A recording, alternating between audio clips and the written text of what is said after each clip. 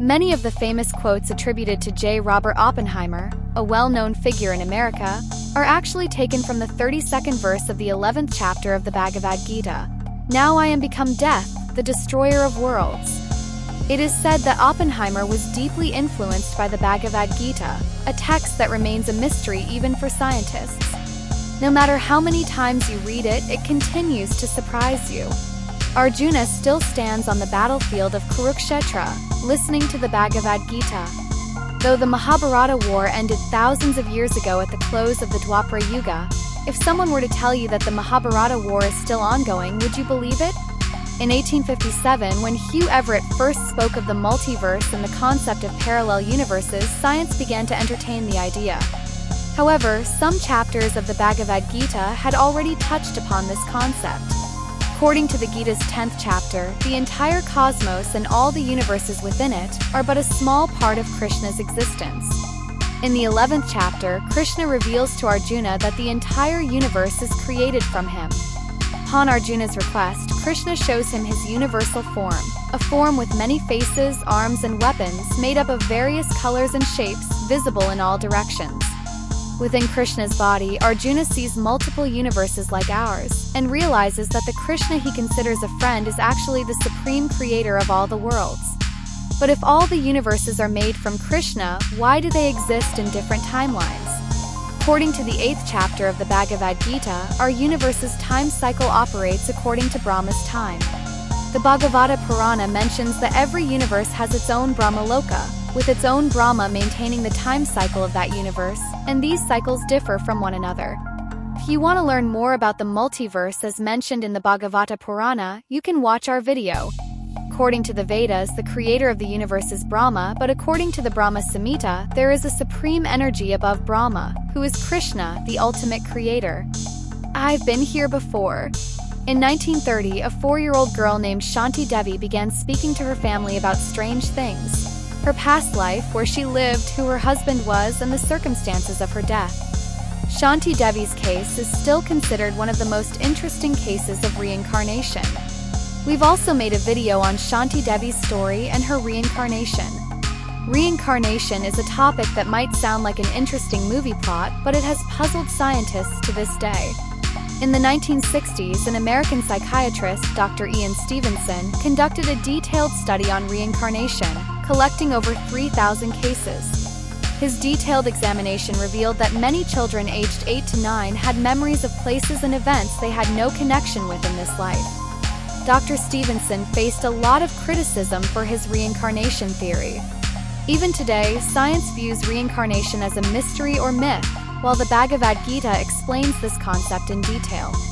In the Gita, Krishna tells Arjuna that the body may be destroyed, but the soul is eternal. According to the 6th verse of the 8th chapter of the Gita, the thoughts a person has at the time of death become a part of their soul and are carried into their next life. These are popularly referred to as past life memories, a topic that continues to be a matter of debate and discussion. The Bhagavad Gita teaches that death and reincarnation are part of an unending cycle through which the soul repeatedly passes. But does science believe in the soul? Dr. Wilder Penfield, in his book The Mystery of the Mind, mentions an experiment aimed at proving the existence of the soul. Different areas of our brain are responsible for different movements and actions. In Dr. Penfield's experiment, he artificially activated certain areas of the brain to induce movements in his subject's hands. He questioned that if artificial activation could cause the brain to make the body move, what signals the brain in normal life? He concluded that if the brain is like a computer, then something must be programming it, and that something is our soul. The Bhagavad Gita makes it clear that reincarnation is a truth that one can only escape after achieving moksha, or liberation. Moksha is a state in which the soul is freed from the cycle of birth, death, and rebirth. The 7th and 15th chapters of the Gita describe a universe where neither the sun nor the moon shines, and the only light comes from the radiant form of the Supreme Being, Krishna. Only those souls who have attained liberation by detaching themselves from the material world reach this place. The Bhagavad Gita not only discusses the soul but also mentions the existence of another universe. The slow-moving firmament that surrounds us is not the sky but rather a glass screen like our phone screens, and we are characters in a simulation, a fake world controlled by something else. Philosopher Nick Bostrom actually proposed this simulation theory, suggesting that a future society of aliens might be controlling us and our world is not real but an illusion. Surprisingly, this concept was already mentioned in our ancient scriptures, where it is called Maya. Maya is an illusion, something that doesn't truly exist. Just as we can design and delete our avatar in a simulation game at will, the Gita's 9th chapter states that Krishna has created this material world and all the beings in it, and he can destroy it as well. While scientists are still trying to understand the simulation theory, Krishna may have already explained it in the Bhagavad Gita. The difference is that while some people believe aliens control us, the Gita says we are part of a universe controlled by the Supreme Being, who is a form of Krishna. The Bhagavad Gita repeatedly emphasizes the importance of yoga and meditation. But did you know that the power of meditation can also reduce crime? In 1993, a small town in Washington, D.C. was plagued by crime and evil. While the town's police were trying to reduce crime, some scientists decided to conduct an experiment. The Transcendental Meditation and TMCD program involved 4,000 people in the town who meditated for 6 weeks.